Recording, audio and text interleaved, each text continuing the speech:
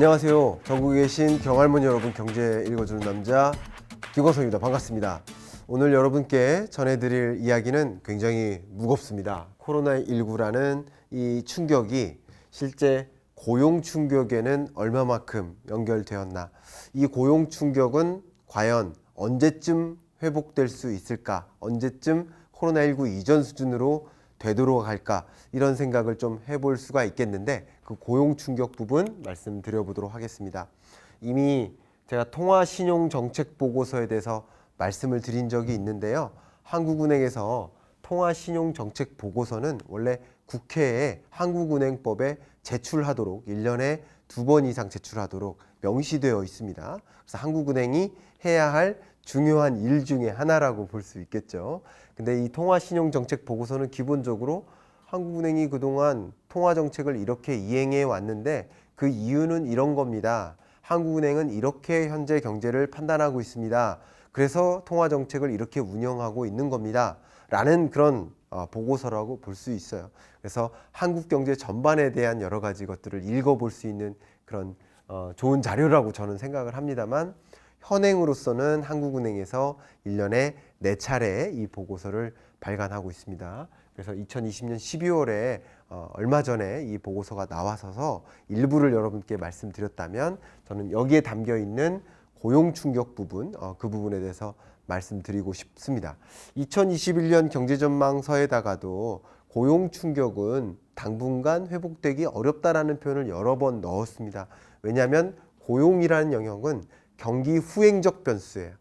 경제 충격이 있으면 당장 고용이 위축되는 게 아니고, 경기가 회복되더라도 당장 고용이 회복되는 게 아니라 굉장히 더디게 충격이 오고 더디게 회복되는 그런 경기 후행적 변수이기 때문에, 코로나19의 충격이 끝날지라도, 경제가 제자리로 돌아올지라도 고용이라는 면은 제자리로 돌아오는데 더 상당한 시간이 걸릴 수밖에 없겠구나라는 것을 제가 여러 차례 강조를 했습니다.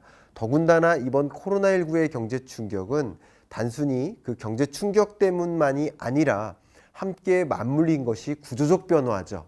그 구조적 변화에는 바로 언택트 사회로의 전환이 가장 대표적인 일이지 않겠습니까? 그 밖에 여러 가지 이슈들이 있겠지만, 그런 언택트 사회로의 전환 속에서 소위 그동안에는 일자리가 있었다가 일자리를 해고하고 나 혼자 사업하다가 다시 경기가 회복되네, 다시 일자리를 충원할 수도 있지만, 지금은 경제 충격이 있네, 해고하고 그냥 이것을 대신할 키오스크를 도입해서 키오스크로 일종의 예약도 받고 주문도 받고 하고, 사장님은 혼자서 여전히 일을 하고 계신 거죠.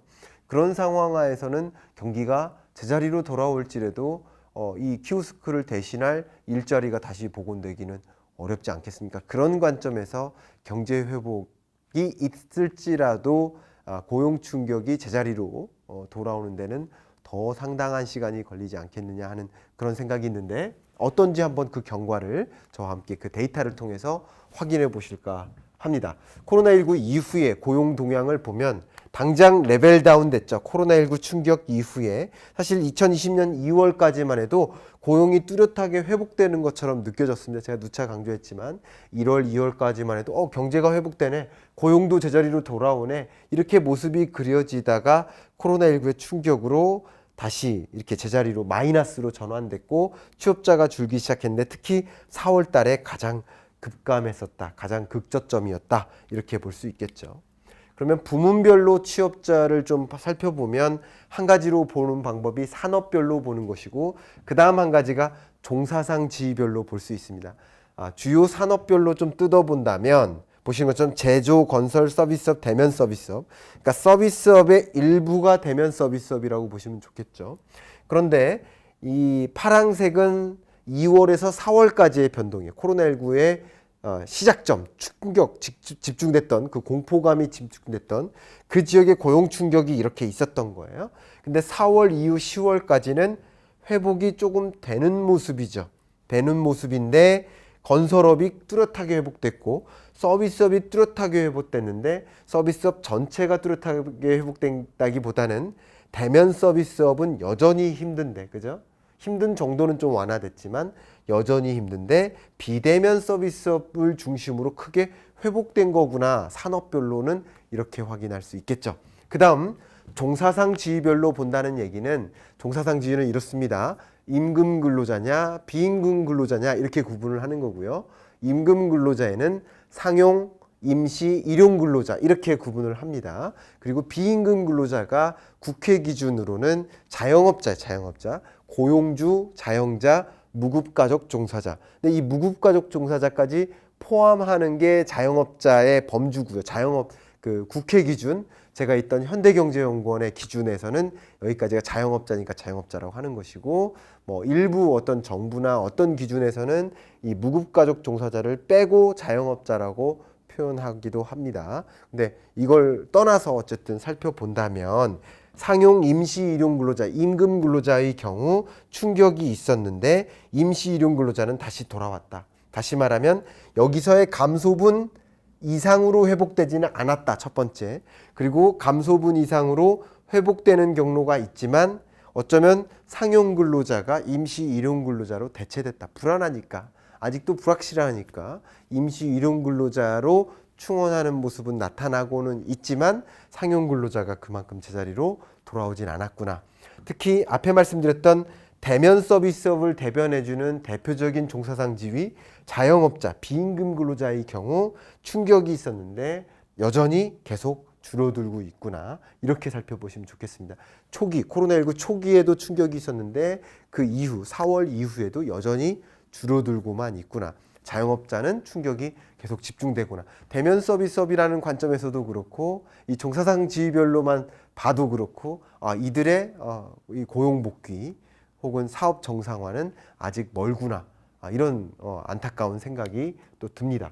그러면 위기별로 코로나19 이후에 이 충격이 어떤 충격의 성격을 갖고 있을까를 진단해야 될 텐데 그 충격의 특징을 몇 가지로 좀 요약을 해 보겠습니다. 첫 번째 회복 기간이에요. IMF 외환위기 때랑 비교해 볼게요. 외환위기 때는 엄청난 충격이 있었죠. 금융위기 때만큼의 충격은 아니지만 현재로서 보면 약 100만 명의 충격인데 외환위기 이상급은 아니라고 볼 수 있어요. 근데 외환위기 때는 그 거점, 이 감소 기간 이후 회복되는 기간을 맞이했는데 이게 31개월이나 걸렸습니다. 근데 금융위기 때는 16개월 걸렸어요. 근데 코로나19는 얼마나 걸릴까? 이 충격 정도로만 보면 31개월과 16개월 사이 언저리이지 않을까? 예를 들어서 한 25개월에서 30개월 정도 걸리지 않을까? 이런 식으로 생각해 볼 수 있겠죠. 이제 숫자로만 본다면. 그러나 구조적 변화도 같이 맞물리고 있기 때문에 외환위기 그 당시보다 더 걸릴 수도 있겠다라는 우려가 지금 감돌고는 있습니다. 그런 부분 회복, 고용 충격으로부터의 복구 이런 것들이 언제쯤 회복될까 이런 부분을 좀 살펴보시면 좋겠고요. 그러면서 한번 다시 비교해 볼게요.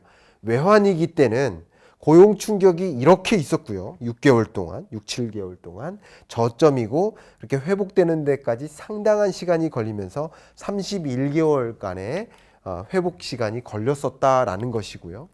금융위기 때는요.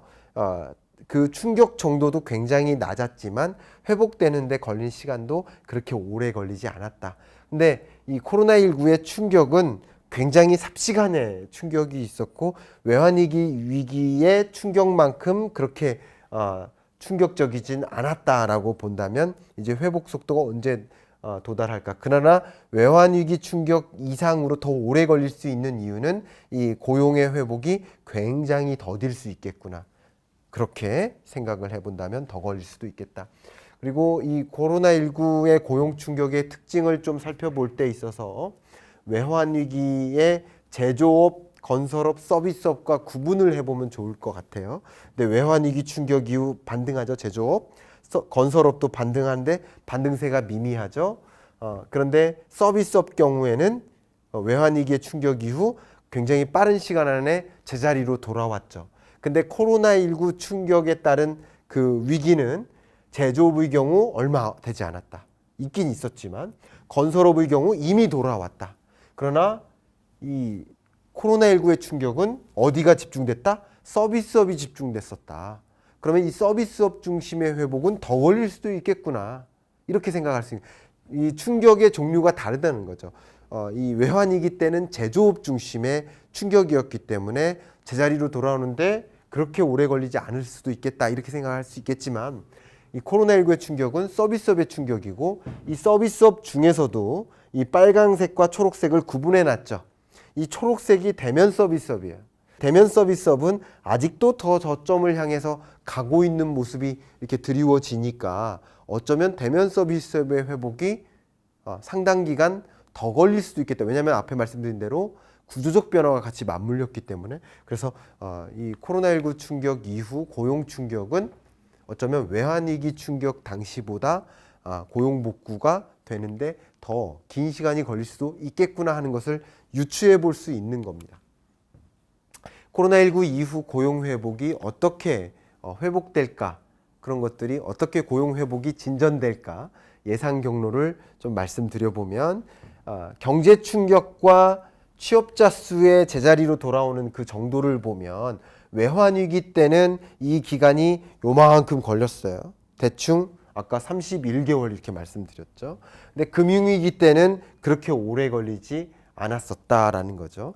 그러면 코로나19 때는 언제 제자리로 돌아올까? 근데 이 시점을 보면 경제가 회복되는 시점과 고용이 회복되는 시점 간의 격차가, 시간적인 격차가 존재하죠. 그걸 제가 보여드린 거예요. 앞에 말씀드린 대로 고용이라는 변수는 경기 후행적이다. 왜냐하면 기업 고용주 입장에서는 불안하니까 코로나19 끝났어. 당장 다시 채용해야 되나? 항공업에서 정리해고를 많이 했다고 하더라도 만약에 코로나19 끝났으니까 여행업 막 쏟아지네. 그러면 그만큼 항공업을 운영하기 위한 직원들을 그 자리로 다시 복귀해야 되나? 아니야. 또 무슨 위기가 있을 수 있어. 뭐 이런 식으로. 그리고 이미 자동화로 대체되니까 그만큼 많은 고용이 필요하지 않잖아 하는 구조적 변화와 함께 맞물려서 생각하기 때문에 이 경제 회복과 고용 회복이 함께 맞물리기가 어렵겠구나. 더 시간적인 갭이 있을 수도 있겠구나. 이런 생각을 해볼 수 있을 것 같습니다. 특히 코로나19 충격의 두드러지는 특징이 뭐냐면 이 외환위기 때만 좀 비교를 해보면 외환위기 때는 보시는 것처럼 취업자가 감소했었던 거예요. 실업자가 늘었던 거고요. 제자리로 돌아오는 데는 요만큼의 2년여 시간이 걸렸었던 거죠. 31개월 정도. 그런데 이거는 취업자에서 일시휴직자를 뺀 거예요. 이 점선. 별 차이가 없죠. 그러니까 취업자가 감소했었던 것이지 일시휴직자가 많이 활용됐던 거 아니에요. 휴직을 많이 활용한 게 아니에요. 근데 재미있게도 이번 코로나19의 충격은 일시휴직자와 그냥 취업자 간의 격차가 크죠. 다시 말하면 취업자가 크게 감소한 것도 있고 실업자가 그래서 늘어난 것도 있지만 눈에 보이지 않는 실업자, 다시 말하면 일시휴직자가 많았다는 거죠. 근데 일시휴직자가 많았기 때문에 그냥 순수 짙은 파란색 취업자와 일시휴직자와 취업자를 더한 값의 격차가 큰 거죠. 그러니까 일시휴직자가 크게 많이 휴직자가 늘었다 이렇게 생각하면 좋겠죠. 그런 측면에서 고용 충격이 있었는데 이런 것들이 실업자로 반영이 안 됐을 뿐이지 일시휴직자가 지속적으로 장기적으로 고용시장으로 복귀를 하지 못하게 될 경우라면 이제 실업자가 앞으로 더 늘어날 수도 있겠다. 그래서 코로나19의 충격의 특징은 IMF 외환위기의 충격과 달리 고용 측면에서의 특징은 일시휴직자, 휴직자입니다. 휴직자들이 언제 특히 코로나19 충격이 집중된 그런 산업의 영역, 대표적으로 항공, 또 면세점업, 여행업 이런 산업을 중심으로 한 이 휴직자, 기업 고용주들이 휴직을 많이 활용했던 거죠. 근데 겸직도 어려우니까 중장기적으로 특히 무급휴직을 지내다 보면 실업이 발생하고 구직을 시작하고 그러면 이게 굉장히 어려워질 수 있겠다. 휴직자를 어떻게 고용시장으로 재배치할 것인가에 대한 고민 이런 것들도 함께 정부가 정책적인 방향성을 모아간다면 더 도움이 되지 않을까 하는 생각을 해봅니다. 고용 회복의 예상 경로를 볼 때 이게 산업별 생산지수와 취업자 수 증감을 보는데 보통 일반적으로 이게 상관 분석이라고 합니다. 상관관계가 얼마나 높은가. 근데 취업자 수가 많이 증가하는 영역들은 산업 생산 지수가 높은 경향성이 있죠. 이런 완벽한 그런 경향성이 있다고 볼 수는 없지만 그래도 이런 모습들을 내포하고 있죠. 그죠? 우상향하는 관계. 그러면 조금 더 취업자가 증가할 수 있는 영역에 많은 투자가 이루어지면 좋겠는데 보시는 것처럼 개인 서비스업, 교육, 숙박음식업, 도소매업 이런 영역이 대표적인 대면 서비스업입니다.